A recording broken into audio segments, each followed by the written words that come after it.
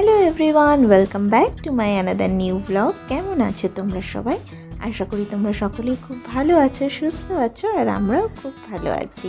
আজকে যে দিনের ব্লগটা তোমাদের সাথে শেয়ার করব সেই দিনটা ছিল 29 জানুয়ারি, বৃহস্পতিবার।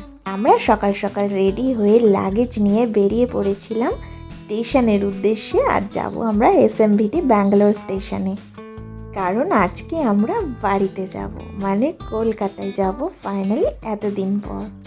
আর এই বারটা আমাদের কাছে প্রচুর লাগেজ ছিল, তার কারণ ব্যাঙ্গালোরে থাকা বেশ কিছু জিনিস আমরা এবারে কলকাতায় শিফট করব, তো সেই কারণের জন্য প্রচুর লাগেজ হয়েছিল। 11টা লাগেজ নিয়ে আমরা দুজনে মিলে বেরিয়ে পড়েছিলাম। আর দেখতে দেখতে আমরা স্টেশনেও এসে গেছি। এবার স্টেশনে এসে কুলি খুঁজতে হবে, কারণ আমাদের দুজনের পক্ষে তো কখনোই সম্ভব না এতগুলো লাগেজ নিয়ে স্টেশনের ভেতরে যাওয়া। আর এখানে তো আমার প্রচণ্ড হাসি পাচ্ছিল যে এতগুলো লাগেজ নিয়ে কি করে চলে যাব। তো যাই হোক, অবশেষে কুলি পাওয়া গেছে। আর এবার আমরা স্টেশনের ভেতরে ঢুকবো। অলরেডি 10টা বেজে গেছে আর আমাদের ট্রেন ছাড়বে 11টা 15 সময়।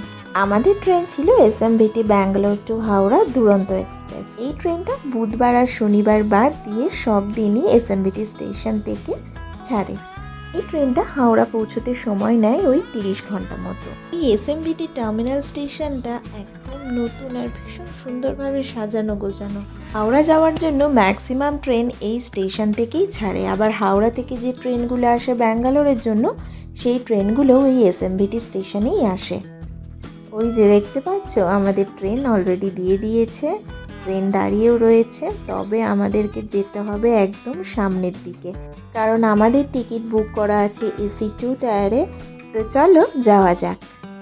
এই ট্রেনের টিকিট আমরা কেটেছিলাম 1 সপ্তাহ আগে, আর তখনও আমাদের যাওয়ার ঠিক ছিল না, তবু টিকিটটা কেটে রেখেছিলাম পাবো কি পাবো না এই ভেবে। টিকিট তখন ছিল ওয়েটিং লিস্টে। আর আমরা যেদিনকে গেছিলাম তার ঠিক আগের দিন রাত 9টার সময় চার্ট প্রিপেয়ার করেছে যখন আইআরসিটিসি থেকে, তখন মেসেজ এসেছে যে আমাদের টিকিট কনফার্ম হয়েছে।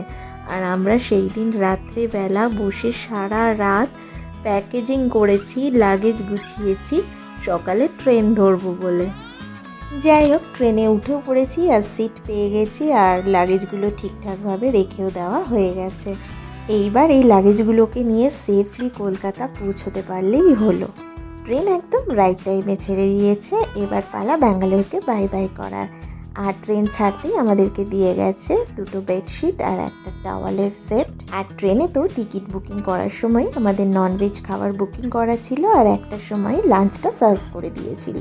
লাঞ্চে ছিল ভাত, সবজি, ডাল, চিকেন, 2টো পরোটা, দই, আচার আর আইসক্রিম। লাঞ্চ করে নিয়ে দুজনেই একটু শুয়েছিলাম আর গল্প করছিলাম, আর এই করতে করতে একটু ঘুমিয়েও পড়েছিলাম। আর তারপরে 4:30টার সময় সার্ভ করে দিয়েছিল ইভিনিং স্ন্যাক্সে ছিল চা, বাদাম চিক্কি, চিড়ে ভাজা, স্যান্ডউইচ আর একটা সিঙ্গারাটা তো খেতে একদম জঘন্য ছিল, আমার তো একদম ভালো লাগেনি। আর এই চায়ের কিটটার মধ্যে চা, চিনি, দুধ থাকে, তো সেটা দিয়ে চা করার পর চাটাও খুব বাজে খেতে হয়। তবে স্যান্ডউইচটা খেতে বেশ ভালো ছিল। পরের দিন সকালবেলা একটা নিউজ পেপারও দিয়েছিল।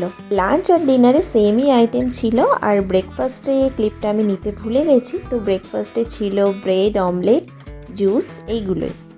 এখন যে ক্লিপটা তোমরা দেখতে পাচ্ছ এটা হলো পরের দিন, মানে শুক্রবার সন্ধেবেলা। তখন বাজে ঘড়িতে ওই 5টা কি 5:30 মতো আমরা ট্রেন থেকে নেমে গেছি। ট্রেন একদম অন টাইমে ছিল।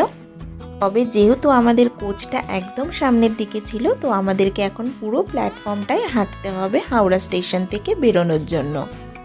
অলরেডি গাড়ি বুক করাই ছিল, তো গাড়ি এসে দাঁড়িয়েও রয়েছে। এখন শুধুমাত্র হাওড়া স্টেশন থেকে লাগেজগুলোকে সেফলি নিয়ে বেরোলেই হলো।